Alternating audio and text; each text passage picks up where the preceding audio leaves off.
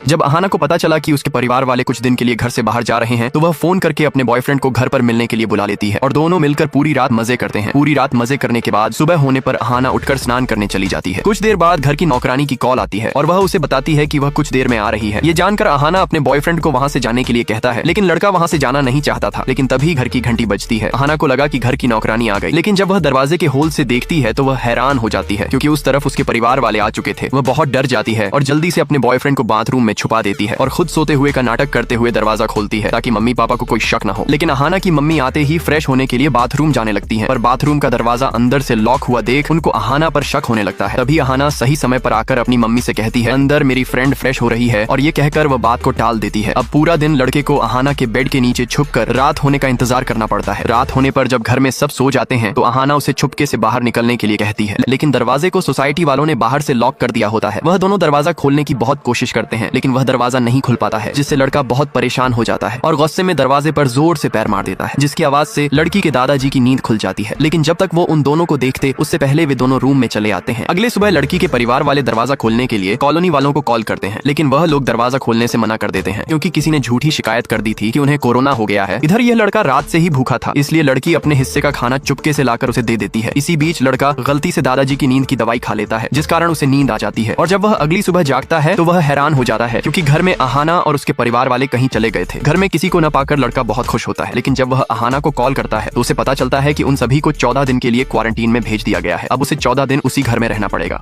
लड़का जैसे तैसे करके 14 दिन वहाँ गुजार लेता है। 14 दिन बाद जब अहाना घर आती है तो वह खुश होने के बजाय बहुत परेशान थी। जब लड़का परेशान होने की वजह पूछता है तो अहाना बताती है कि वह प्रेग्नेंट है। यह सुनकर वह भी परेशान हो जाता है, लेकिन वह अहाना से पूछता है, ये कैसे हो सकता है? हमने तो सिर्फ एक बार किया था और उस दिन भी मैंने प्रोटेक्शन यूज किया था, तो तुम प्रेग्नेंट कैसे हो सकती हो? हर्ष के ऐसे बोलने पर अहाना बहुत नाराज हो जाती है क्योंकि उसे लगा था कि वो दोनों मिलकर इस समस्या का हल निकाल लेंगे, पर हर्ष तो उल्टा उस पर ही शक कर रहा था। इसलिए अब अहाना उसे अपने घर से बाहर निकलने के लिए कहती है। इतने में उसके मम्मी पापा लड़के को देख लेते हैं, जिनसे वे दोनों हैरान हो जाते हैं क्योंकि उन्हें इस लड़के के बारे में कुछ नहीं पता होता कि वह उसके घर में उसकी बेटी के साथ क्या कर रहा था। वे अहाना से इस लड़के के बारे में पूछते हैं तो अहाना रोते हुए बताती है कि मैं प्रेग्नेंट हूँ। ये सुनकर वे सभी भी परेशान हो जाते हैं, लेकिन अब कर भी क्या सकते हैं। अहाना के पेरेंट्स लड़के को मार पीट कर वहाँ से निकाल देते हैं। उस दिन के बाद लड़का पूरी तरह से उदास रहने लगता है। उसे इस बात की भी चिंता हो रही थी कि अहाना अपने परिवार का सामना कैसे कर रही होगी। अब हर्ष को ऐसी हालत में देख उसकी मम्मी भी परेशान होने लगती है, इसलिए वह हर्ष के दोस्त को कॉल करके पता करती है कि आखिर बात क्या है। तब उसे अहाना और उसकी प्रेगनेंसी के बारे में पता चलता है। पहले तो उसे भी बहुत गुस्सा आता है, लेकिन बाद में वह हर्ष को लेकर अहाना के घर आ जाती है और अहाना के पापा से बात करके शादी के लिए मना लेती है। फिर कुछ महीनों के बाद हम देखते हैं कि उसे एक बेटी हुई है और वह खुश है।